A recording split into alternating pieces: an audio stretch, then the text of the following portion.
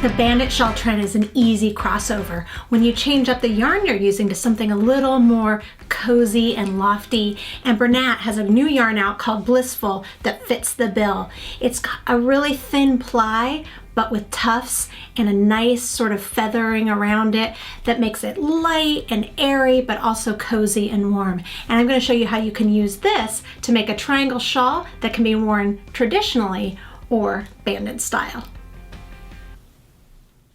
For this project, you'll need 1 ball each of Bernat Blissful in colors Midnight Mist and Cream Marble. You'll also need a size US 11 8mm circular needle, at least 36 inches or 90 centimeters long, or whatever size it takes you to get gauge. Lastly, you'll need a stitch marker. This shawl is made from working the top center out. So it might seem a little counterintuitive at first, but we're going to start by casting on here, which I'll show you in a second, and then we do increases not only on both sides to create the triangle, but also along the center. So it opens up this way. So at the end, this is actually going to be where your needle is. We're working from here to there and out. And when the pattern tells you to measure from the center point, they mean from here to the tip. Okay, so let me show you how we do this. So the first thing that it asks you to do, the pattern asks you to do, is cast on 3 stitches, and I've already done that right here. In the first row, you're already going to start increasing. So we're going to do a KFB, which is knit in the front of the stitch, and then knit in the back of the stitch, leaving that loop on until you're done knitting in the back of the stitch, and then you pull the loop off, and now you've increased. So you have 2 stitches where you had 1. Then you're going to yarn over and knit 1. So you've increased again. Then it has you place a stitch marker on the yarn over. Now this yarn, because it's got all these little flocked pieces, is a little difficult to see, but if you pull it aside, you can see that there's these thin strands right here that are very easy to just slip a marker on. All right, so that's on the yarn over. And then in the last stitch, we're going to increase again. So knit front, knit back. Okay, so this is actually your right side of the piece. All right, then you're going to flip it over for the second row. Again, increasing. So you're increasing on the sides every row, but in the center only every other row, so every right side. So this is a wrong side, so we're going to knit front and back again. So we knit in the front, leaving the loop on the left-hand needle, knit in the back, then taking that loop off the needle. And then we're going to just knit to the last stitch, just ignoring the marker.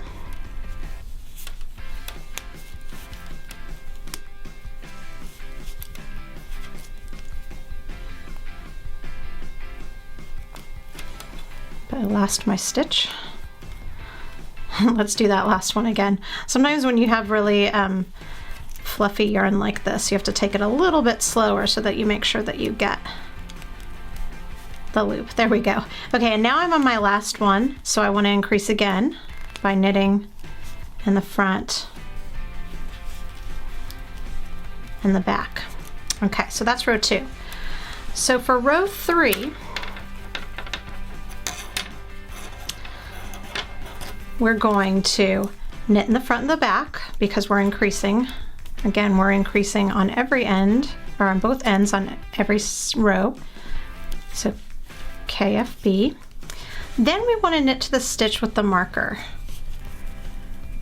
So I give it kind of a little tug to see where I'm at. It looks like we're right here. So we're at the stitch with where the marker is.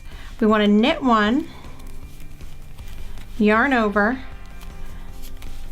knit 1 again. So that's all in that same stitch. And that has created our increase in the center. But now we need to move the marker. So the yarn over we know is the one in the middle. So you can set down your needles if you want. And if you don't want to put the marker, as the pattern calls for, directly on the stitch, you could also just use a regular stitch marker and slide it on. But just note that you have to adjust accordingly. Okay, so I've got that stitch marked. And then I'm going to continue going to the end, knitting to the end. And then I want to knit in the front. And the back again. And then on the way back, we know that we're on the wrong side, so we just increase on the edge. We work all the way to the end.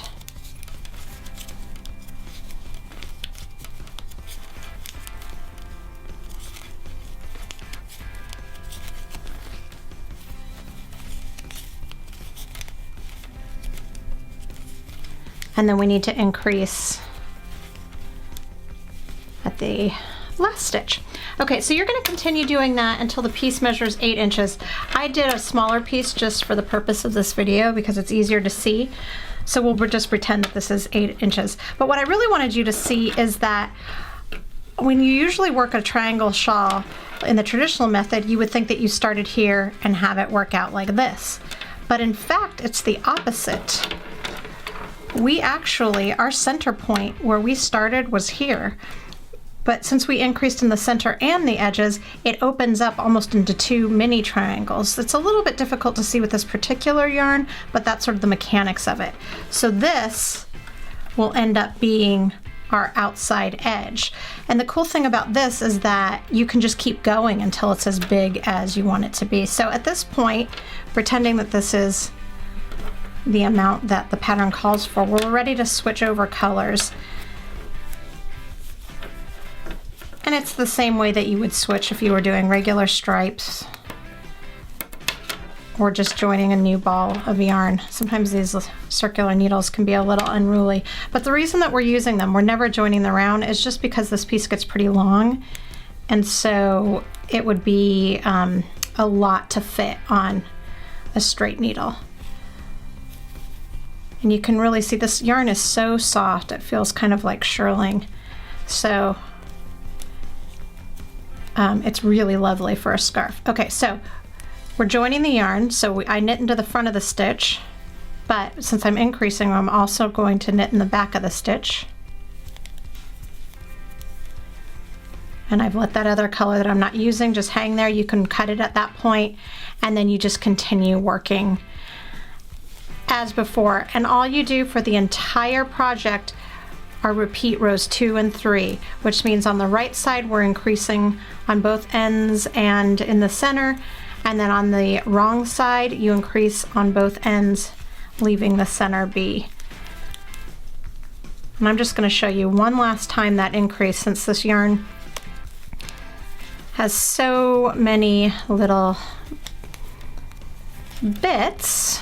I want to make sure that we take the time for you to see that increased. Okay, so we're at the center stitch. We see we're at our marker. We're going to knit one, leaving the loops, the old stitch still in the left hand, yarn over, and then knit that same stitch again.